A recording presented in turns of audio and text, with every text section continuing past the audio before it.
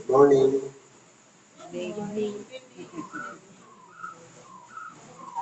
Sabi niya, dapat always morning. Para fresh. Sa pangalan po ng nakilang Panginoong Jesucristo, nakikita din po ng kami minuto tayo may gagawin tayo alas 11. Ang talakayin po ng kanyang sa akin, yun sa Lucas 22:24-30.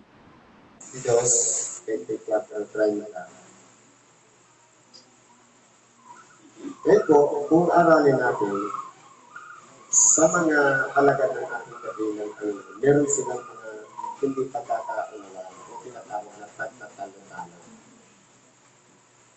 Pero, ang sinabi po dito ng ating kabilang Panginoon, ang mga hari ng hintay ay napapanginoon sa kanila.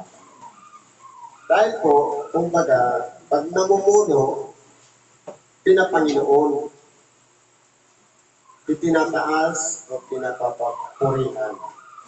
Pero po, ang ginawang halimbawa ng ating dakilang Panginoon, datapwat sa iyo hindi gayon, kundi bagkus ang lalong dakila sa inyo ay maging tulad sa lalong bata. Ano po ba ang dapat na mag-uugali ng isang leader?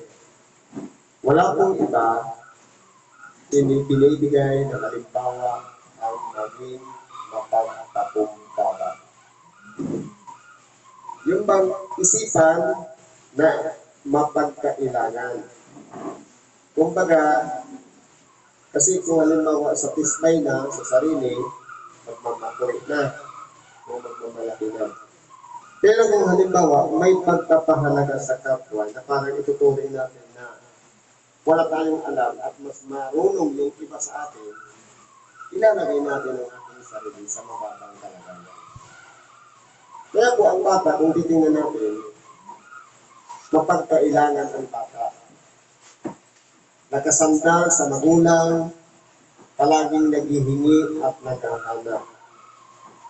Kung gusto natin matuto na para maging leader o mamuno, dadaan tayo sa pagiging isang bata o mababang kalagayan. Dahil po, ang ating dakilang Panginoon,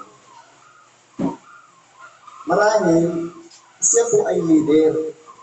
Pero po, hindi niya inisip na parangalan siya o papurihan, kundi okay lang sa kanya ang laitin.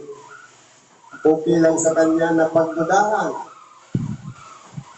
Kasi, minsan, nung nagpalabas siya ng demonyo, sinabihan siya. Hindi yan nagpapalabas ng demonyo sa pangalan ng Diyos, kundi sa pangalan ni Beelzebub. Kaya kung titingnan natin, ang isipan ng isang bata na parang mapagkailangan, kumbaga, ilalagay natin ang ating sarili sa isipan na malinis, mapagpakumbaba.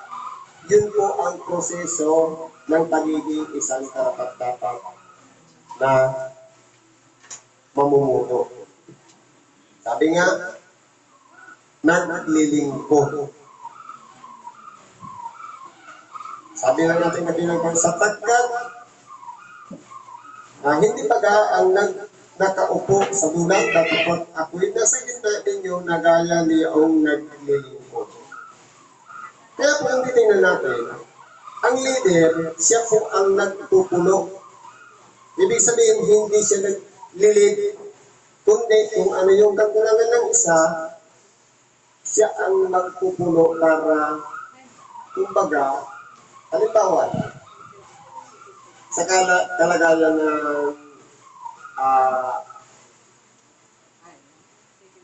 pamunuan, o halimbawa, sa kasangkapan,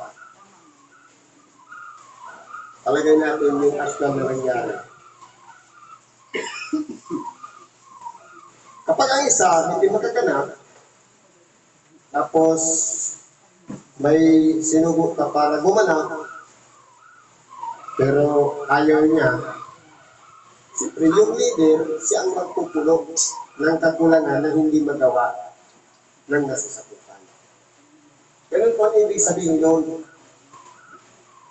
Hindi yung taga-utos. Kundi maliban doon sa pag-utos, kung hindi talaga kaya ng inutosan, ikaw mismo ang magpupulpil o magpupuno ng kakulangan. Kumbaga, yung siwang o yung awang doon, ikaw ang malalagay doon para, kumbaga, para maging pantay ang bakod, kung kulang ng isang hollow blocks, ikaw ang magiging isang hollow blocks doon para maging mabuo yung bakod. Kaya po dito, sa halimbawa ng ating kabilang Panginoon, tatapat kayo ay yaong nagsipanatili sa atin sa mga pagtukso sa atin. Kaya po kung ang ating kabilang Panginoon tinukso, tutuksohin din tayo. Kung siya'y dinuwahagi, tutuwahagiin din tayo. Kung siya'y nilapastangan, liyurakan din tayo. Ibig sabihin, kung dinanas lahat yun ng ating kabilang Panginoon, at nagtagumpay siya, kinakailangan danasin din natin para magtagumpay din tayo sapagkat nasa proseso po yan. Marahil po kung halimbawa, sa kalagayan natin parang walang nangyayari, kinalimutan na po tayo. Kumbaga hindi tayo mahal ng Diyos kasi walang trials, walang pagsubok.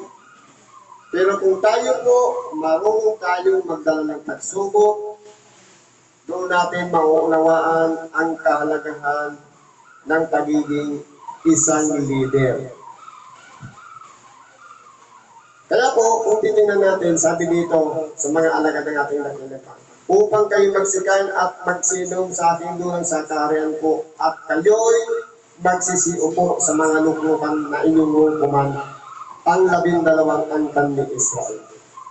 Kaya kung may pangako ng ating dakilang Panginoon, doon sa 12 alagad, sila ang huhukom, bawat isang lipi, isang apostol ang huhukom sa kanila. Depende sa aral na kanilang ipinahayag nung sila'y pinangungunahan ng Espiritu Santo.